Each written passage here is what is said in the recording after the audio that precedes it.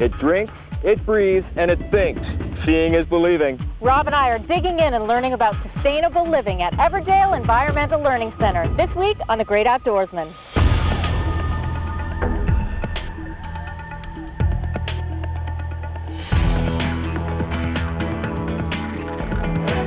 The Great Outdoorsman.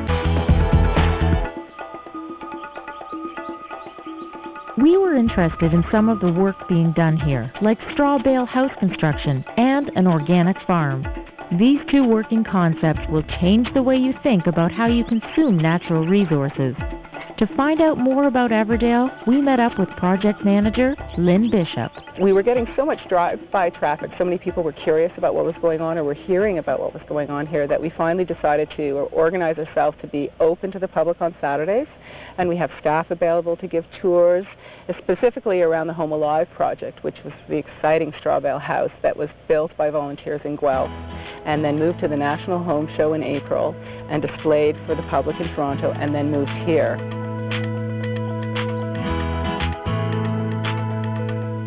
Rob met up with Ben Polley at the straw bale house located on the farm. Ben constructs these houses for a living. As we found out, it's not as crazy an idea as you might think. This is actually the first prefabricated straw bale house in North America, and that means that we pre-constructed it, we being about 250 volunteers in the city of Guelph. We then took apart what we had completed, shipped it to Toronto to the National Home Show, and reassembled it there. Now, I was reading that it's not a whole lot of technical knowledge required for the layperson like myself to build a straw bale home, or at least to help somebody build it. It's almost like putting Lego blocks together, they say, as long as you've got somebody who knows how to piece it all together. I don't have construction trades in my background before I learned how to do this. How long has this project been underway? It's taking longer in terms of calendar days than a typical project because it's volunteer driven, and so we have to, we mostly work on weekends on it. Now, for our viewers, they're looking at the home behind us and they're seeing stucco construction, and they're going, straw bale, what's he talking about? You know, I straw around the foundation like your typical home? It effectively is bales of straw stacked on top of each other. Then a stucco netting, a mesh, a fence-type wire is put over both sides of the wall, the interior and exterior. And then one of the parts where we get a lot of volunteers is for what we would call a giant quilting bee. Everybody has big needles that are big enough to pass through the wall, and you and a partner will stand on opposite sides of the wall and pass these needles through with baling twine. And the baling twine stitches the mesh up tight against the walls and gives us a flat, clean surface on which we can plaster. And then we do use exactly what you were describing, hempcrete, which is a mix of hemp herds, the pulpy inner part of the hemp stalk, together with cement and lime and sand, and that gives us this pre-finish. This is the structure, structural finish. The next step that we have not yet reached is to put a cosmetic finish over top of that, which will look like any high-end stucco finished home. Now, I have a straw house, let's say. I'm allergic to hay, and I'm worried about my place burning down. Straw is naturally hypoallergenic. Great. It's basically made up of cellulose, the same material as is wood. My childhood house burned down when I lived in it, and so it's probably only the most important thing in the world to me that this be as fireproof as possible. And in fact, the Canada Mortgage and Housing Corporation has done a number of fire tests on straw bale walls and have determined them to, or actually provided them with our highest fire rating in the country. It's actually considered a fire retardant. And the reason why that is that the bales are compact enough, but there's not enough air inside that plastered wall to support long-term combustion. So it may ignite, but it will self-exhaust because it uses up the oxygen. Can I get a look inside? Absolutely. Let's go on in. All right. The walls are quite thick, like a standard thickness of a hay bale that gets used all the way through? Yeah, it's on average the walls end up being about 16 inches wide when they're finished, which is what gives them the very deep window sill and allows us to do the curving and build in natural features like window benches and window seats and so on. This house, it's 1,400 square feet when finished. It's estimated that it will only take about $500 a year to heat the entire house as opposed to the couple $100 a month most of us are used to paying out. It's called Home Alive, the house that thinks, drinks, and breathes. And the breathing component is sort of a number of different items together. One is the plaster together with the straw have an enormous hygroscopic capacity. That means it can take relative humidity out of the air, and that if you remove relative humidity from the air, it changes your comfort level. It doesn't change the temperature, but it makes warm air feel cooler. I noticed on your roof black sections that almost look like paint, but it's not paint. Yeah, it's actually a new type of photovoltaic, which people commonly call solar panels. And you're exactly right. It looks like black paint. It actually is more like a masking tape. It unrolls on top of your existing roof, and it's designed to blend in with the roof so as to not offend your neighbor's aesthetic sensibilities, and yet it's producing power.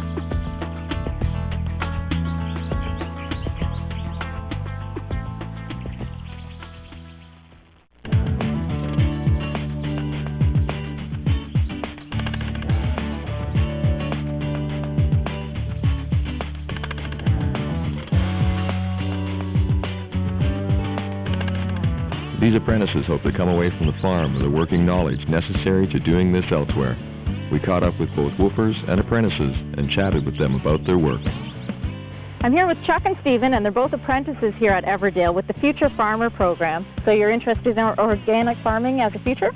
I believe so, yeah. I have a little piece of property, and I was thinking about starting a CSA and possibly chickens as well. So yeah, I'm just sort of going into that kind of idea. And Stephen, what brought you here? You're relatively new, right? Yeah, but I've farmed before, organic farm and conventional farm, and some good friends of mine were apprentices here last year, so that was kind of my introduction. They sort of sold me on it, and I would say even just in a week I've maybe learned as much, almost it feels like, as I've learned in months and months of experiences other places. So. What's a typical day like for you here, Chuck? Earlier in the week we'd be doing some weeding. Later on in the day we possibly do some more weeding and then have some lunch and then some more weeding after that and then possibly into some harvesting. Yeah. But it's not the same every day. Like every day is different. Usually on Wednesdays, because this is an apprentice, we're not just employees, we're really here to learn, so sometimes we do visits to other farms. So for instance, 2 days ago we went and we visited another farm, and they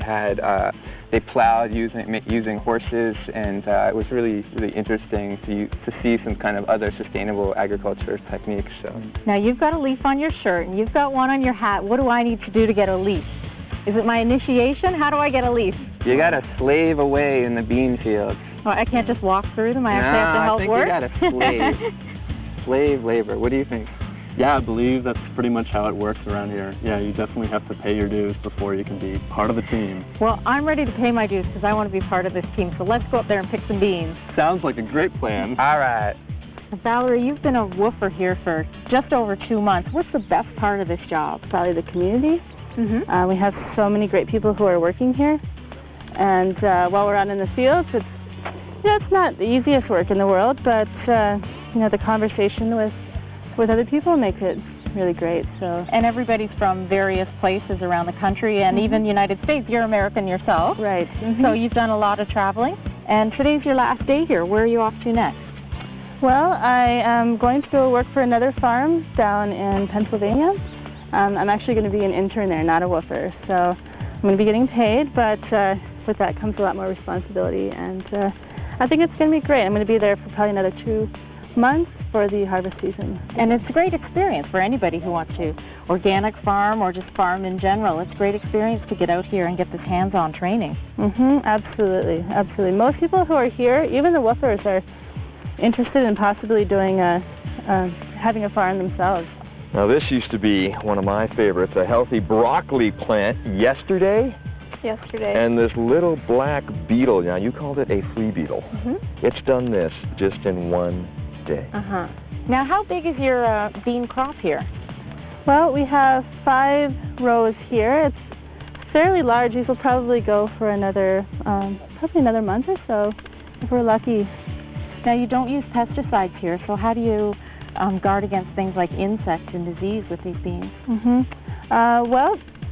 One of the biggest things that we do is the crop rotation.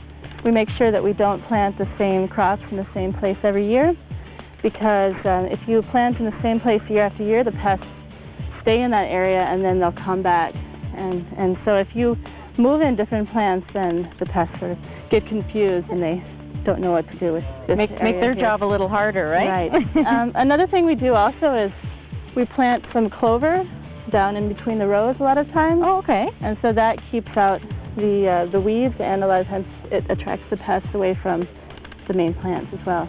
How do you take care of this, Tara? Well, we've only got a few broccoli plants because of the threat that we have of flea beetle here. Yeah. It's all over this area. So generally what we do is we just avoid growing anything in that family. So as organic farmers, we realize this is an issue that it is hard to deal with. So broccoli we don't grow much kale, Brussels sprouts, cabbage, because they just love it. If we do want to grow it, we do have a few options, and when we are faced with an epidemic like this, there are a couple things we can do. So on some of our flowers that we found the flea beetle on yesterday, we sprayed a molasses and water spray, and that seems to be doing a really good job. How's that work? They just don't like the taste of it, or? Well, the thing about flea beetles is that they like to hop, which makes it very difficult to kill them. Yeah. And so if you spray the molasses and water solution on them, their wings get sticky and they get stuck. Organic flypaper. There you go.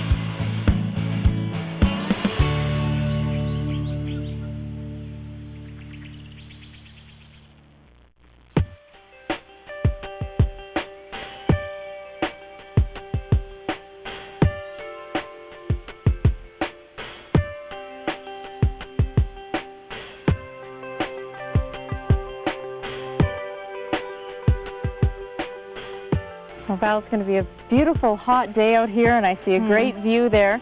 Those have got to be factors in determining why you want to work in the outdoors so much. Ever since I was a kid, I've been pretty much the kid who was out in bare feet and running through my yard in the forest. And every job I've had pretty much in my life has been outdoors.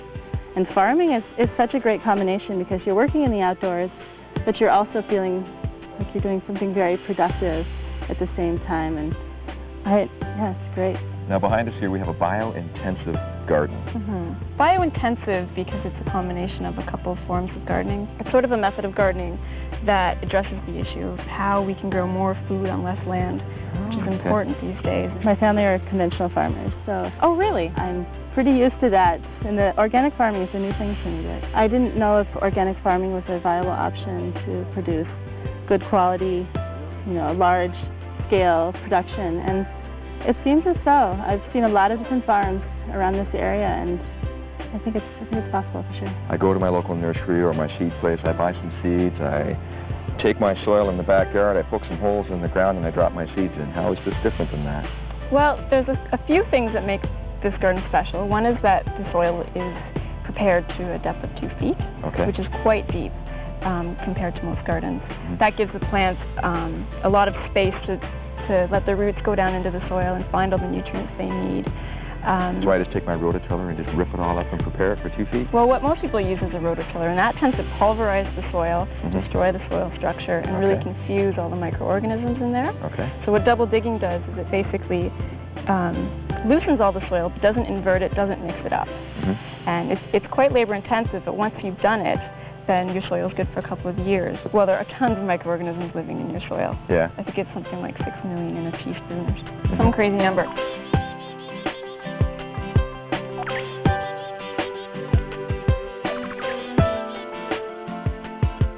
I'm here with Gavin Dandy, Everdale's farm manager. Now, Gavin, that's a pretty big title, farm manager. You have a lot of responsibilities. Now, tell me a bit about your background. Well, I've been farming for 8 years now, organically, and when my wife Karen and I started farming, we really didn't have a clue what we were doing, I have to confess. We came with no prior farming experience, and we just had an interest in growing vegetables organically, which we did in the first year, with some successes and lots of failures, and then after that we got the bug and wanted to keep going, and so we did, and now here we are 8 years later, and more knowledgeable than we were, but still learning as we go along. Why were you interested in this piece of land in particular? Well, it's flat. It's flatter than Everdale, which is good for mechanical cultivation. And the soil is really good quality here. It's a special kind of soil, not common in this area. So for those 2 reasons, it was really appealing to work here. How is the soil here different from the soil at Everdale? Well, at Everdale, as in most farms in this township, the soil is called Hillsburg Sandy Loam. It's a sandy-based soil, so when you pick it up, you can feel the grit in it. and that means it doesn't hold the fertility as long as a clay-based soil. This soil has a bit more clay in it, so it's more fertile. Now, what does it need to be certified organic? No spray, no chemical sprays. In other words, chemical fertilizers, chemical fungicides, chemical insecticides, herbicides. It needs to be free of all those applications for at least 3 years. This farm has been unsprayed now for some fields for 7, some for 12 years, so it's a really appealing farm for that reason too.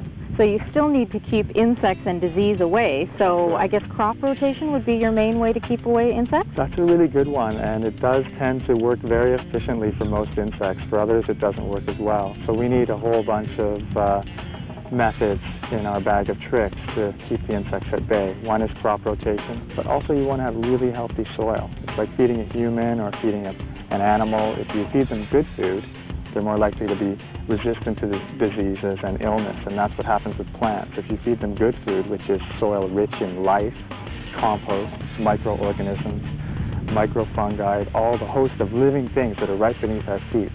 If you take a handful of soil, there are literally billions of separate organic entities in that soil, if it's healthy soil. If it's been depleted by excessive fungicide use or something like that, then those organic entities, those life forms, are going to be dramatically lessened. So in organic farming, in a nutshell, it's all about feeding the soil. That's what it's about.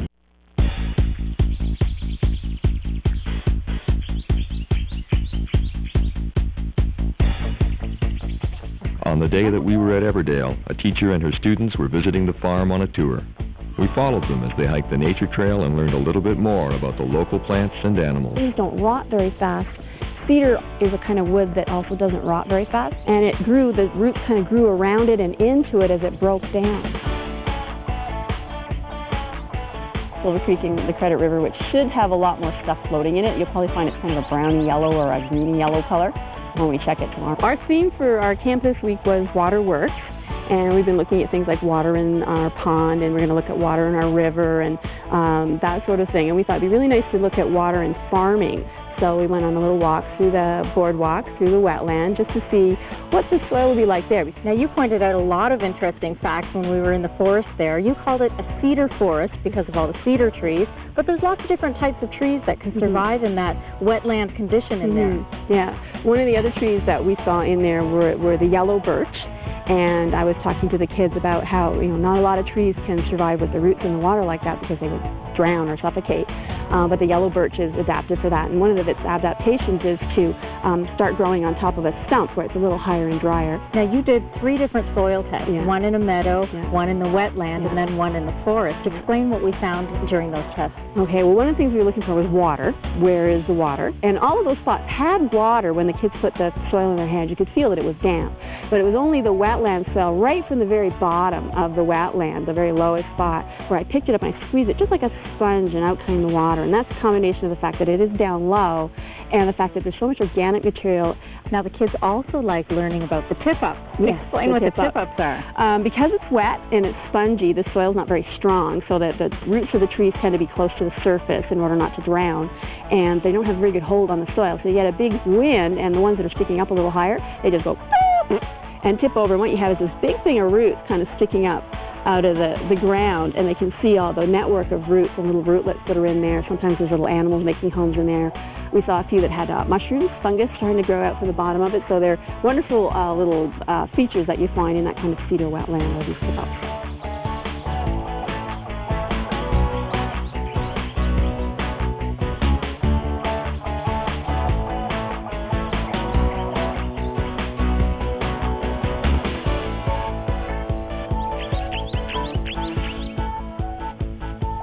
The last thing I expected was an apiary with beekeeping. What's that all about and why is it here?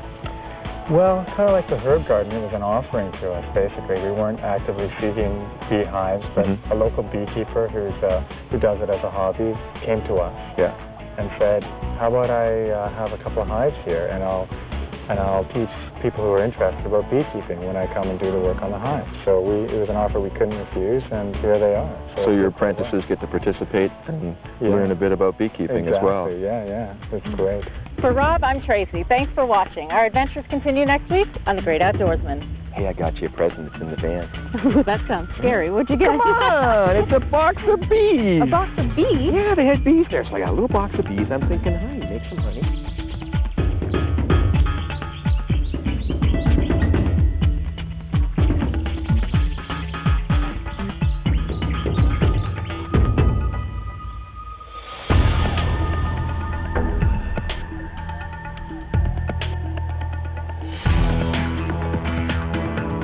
The Great Outdoorsman has been sponsored by Ford Trucks, built Ford tough. Rapala, premium fishing gear crafted from experience. Canadian Power and Sail Squadrons, volunteers teaching safe boating.